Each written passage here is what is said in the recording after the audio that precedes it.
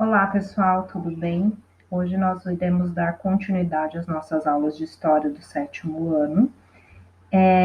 E vamos continuar aí falando sobre o fim do Império Carolíngio e a formação do feudalismo. Tá? Então, hoje nosso foco é falar sobre o feudalismo, né, como uma prática política e principalmente a parte também econômica do feudalismo. Nas próximas aulas, a gente vai falar sobre as questões sociais desse período. Então, vamos lá, a gente está falando da Idade Média, certo? Então, em relação a isso, acredito que ninguém tem dúvida. A gente estava falando nas últimas aulas sobre a Europa Ocidental, sobre o Império Carolíngio. E a gente viu que depois da glória do Império Carolíngio, do Carlos Magno ter conseguido conquistar território, os netos dele não deram continuidade ao Império, certo? Então, o que aconteceu? Os netos dele dividiram o Império dele em três partes, ok? E isso proporcionou o quê? Então, o Tratado de Verdun teve essa divisão do Império em três partes, e com isso, né, os condes, os duques e os marqueses, que eram os nobres que receberam terras do Carlos Magno para ajudar ele na administração, naquela prática que ele tinha de reciprocidade com os nobres, eles passaram a ter maior autonomia dentro do território que eles tinham ganhado, certo? Então, dentro desse território, eles passaram a mandar, sem obedecer mais ao rei. Então, a nobreza, né, nesse período, que são esses condes, duques e marqueses, eles vão ser chamados de senhores feudais, certo? Que era a pessoa que recebia a terra, recebia o feudo, e passava a administrar essa terra de acordo com os seus interesses. Então, tinha uma lei própria, tinha uma moeda própria dentro do feudo. Então, cada feudo tinha a sua administração.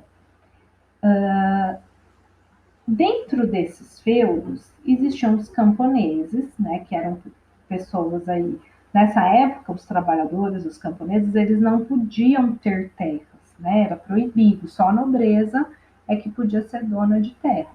Então, o que os servos faziam? Eles faziam uma relação aqui de fidelidade também com o nobre, com o senhor feudal, e aí eles passavam a viver nessa terra, trabalhavam, né, cultivavam a terra, pagavam impostos para esse senhor feudal, e se houvesse alguma invasão, porque é novamente um período de invasões estrangeiras, então se isso acontecesse, o senhor feudal abrigava todos eles dentro do castelo.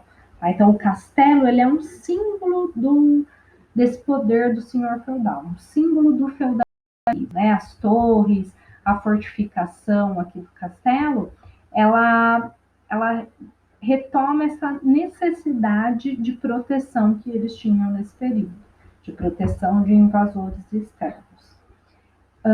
E aí a gente tem o início do feudalismo, né? O que é o feudalismo? Ele é um sistema econômico, político e social que se fundamenta sobre a propriedade da terra, cedida pelo senhor feudal ao vassalo em troca de serviços mútuos e que caracteriza a sociedade feudal. Então, dentro do feudalismo, a gente tem a relação de suzerania e vassalagem, certo? Que ela é a base dessa relação. E a gente tem a relação de servidão, que é entre o senhor feudal e o servo. Ou seja, essas duas relações elas são a base da economia, da política e da sociedade do feudalismo, ok? Então, ó, o que a gente tem visualmente, né? O que aconteceu com o território europeu?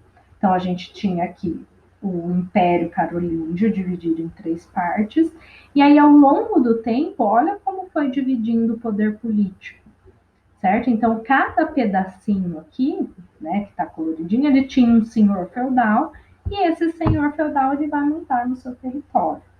Ah, Larissa, isso significa que não tinha reis nesse período? Não, pessoal, né? Existiam os reis, mas eles não tinham poder político, tá? É o que está falando aqui, ó, no textinho. Os reis existiam e eram reconhecidos como